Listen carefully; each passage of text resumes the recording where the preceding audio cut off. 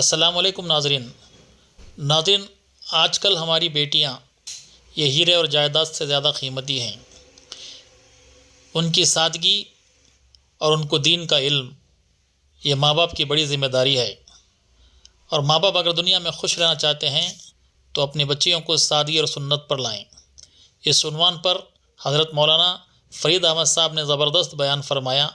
नाज़रीन, आप सबका फिर से एक बार तबलीग विजन बयानात में खुश आमदीद। आइए नाज़रीन, हज़रत के बात को मुकम्मिल सुनते हैं।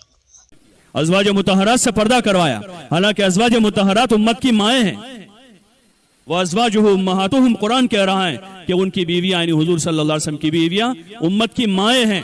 और उन माओं का दर्जा ऐसा था जैसे सगी माँ के साथ निकाह करना जायज़ नहीं है, ऐसे अज़वाज मुतहरात के साथ निकाह करना जायज़ नहीं है। हुजूर के बाद उनमें से किसी का निकाह नहीं हुआ। हालांकि हज़रत आयशा की उम्र सिर्फ 18 साल की थी, क्योंकि उनका दर्जा माँ की तरह है। उन माओं से पर्दा करवाया अल्लाह ने, और हुजूर अलैहिस्सलाम ने उनको हुक्म दिया कि वो पर्दे में रहें। जब पर्दे की आयतें नाजिल हो गई, उसके बाद अज़वाज मुतहरात ने पूरा पर्दा किया। एक मरतबा ऐसा मौका आया, अम्मी जान में से, मुझे अभी नाम ज़हन में नहीं है, कोई अम्मी जान के वहाँ हुजूर अलैहिस्सलाम के घर पर वो थी, और इब्ने उम्मे मक्तूम तशरीफ लाए, अब्दुल्ला इब्ने उम्मे मक्तूम, जो नाबीना सहाबी थे।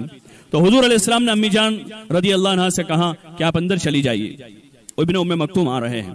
तो उन्होंने कहा कि या रसूल अल्लाह, इब्ने उम्मे मक्तूम तो नाबीना है, वो कहाँ मुझे देखेंगे? तो हुजूर सल्लल्लाहु अलैहि वसल्लम ने फरमाया, क्या तू भी नाबीना है?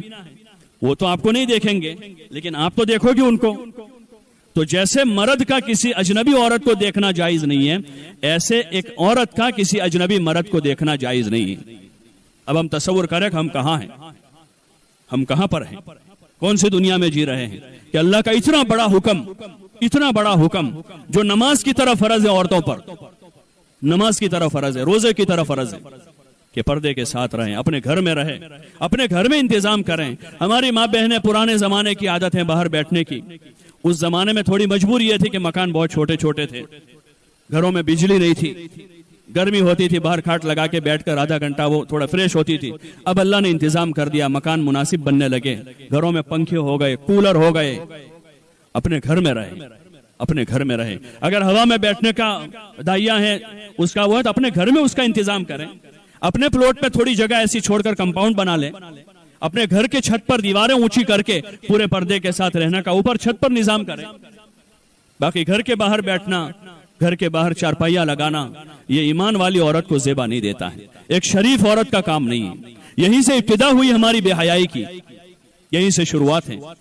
और फिर शादियों में और मंगनियों के मौकों पर बन सवर कर जाना और टोले जमा करना, नाचना कूदना, ये तो इंसानी बिरादरी के लिए शर्म की चीज है। हाँ, इसको तो मुहज्जब गैर मुस्लिम भी अच्छा नहीं समझते, वो भी अपनी माँ बहनों को इससे रोकते हैं, जिनके पास इस्लाम नहीं है, जिनके पास दीन नहीं है। और हमारे मुल्क की पुरानी तहजीब में, हमारे मुल्क की पुरानी तहजीब में जो घूंघट है, घूंघट कहते हैं गुजराती में, वो घूंघट जो था वो गैर मुस्लिमों में था, वो एक किस्म का पर्दा है कि वो भी पर्दा करती थी।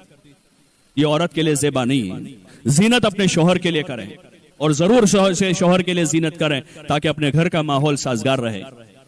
औरत का मर्द का मैलान किसी और तरफ न हो, अपने घर में जीनत करें।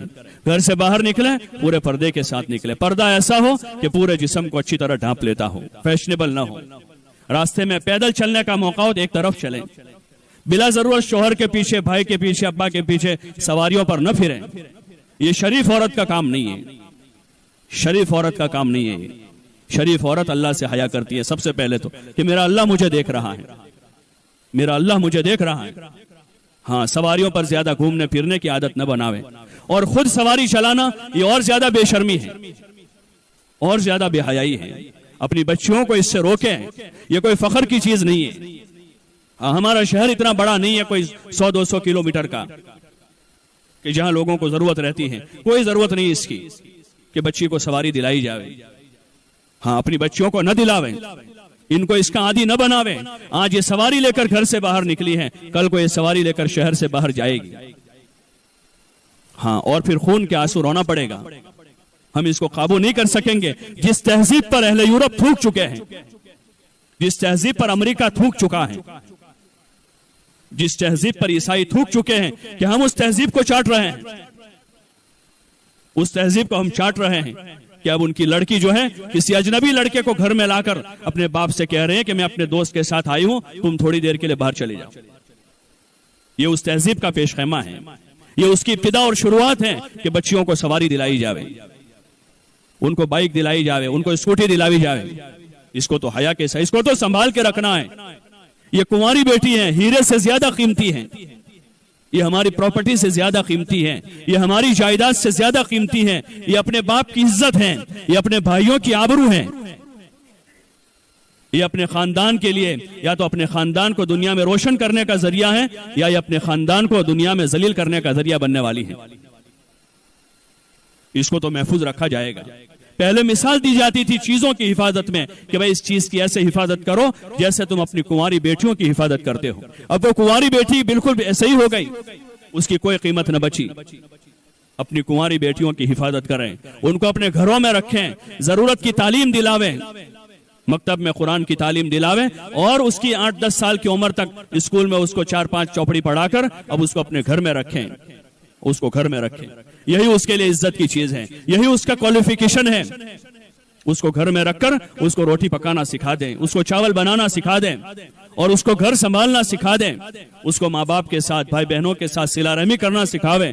उसको घर में बिठाकर सब्र का सबक पढ़ावें, उसको घर में बिठाकर जुहद का सबक पढ़ावें और उसको घर में बिठाकर हया का सबक पढ़ावें। ये सब्जेक्ट ज्यादा अहम है, उनको ज्यादा स्कूल में न भेजें।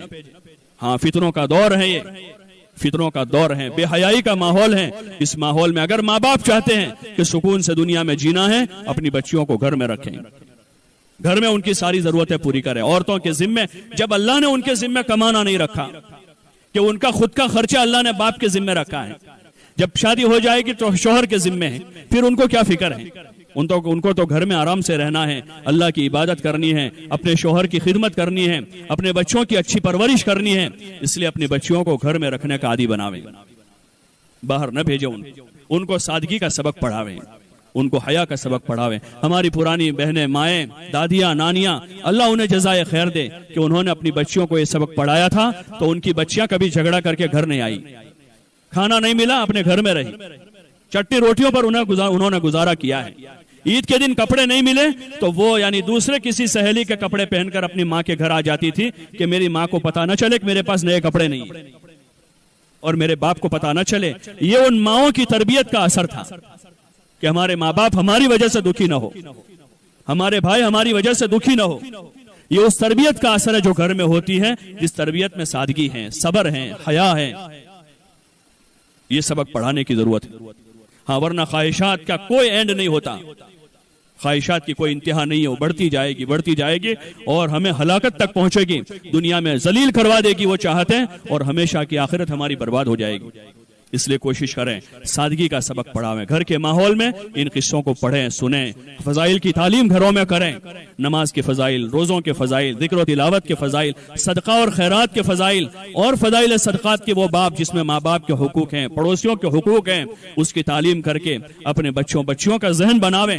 घर के माहौल में इसके चर्चे करें कि कौन कुरान ज्यादा पढ़ रहा है, कौन नमाज ज्यादा पढ़ रहा है, कौन तहज्जुद पढ़ रहा है, कौन जिक्र कर रहा है, कौन मेहमानों की खिदमत ज्यादा कर रहा है, कौन सिला रहमी कर रहा है, कौन खाला और फूफियों के साथ अच्छा सलूक कर रहा है, कौन दादा दादी की खिदमत कर रहा है। इनको उजागर करें ताकि एक अच्छा पाकीज़ा माहौल और मुआशरा तैयार हो।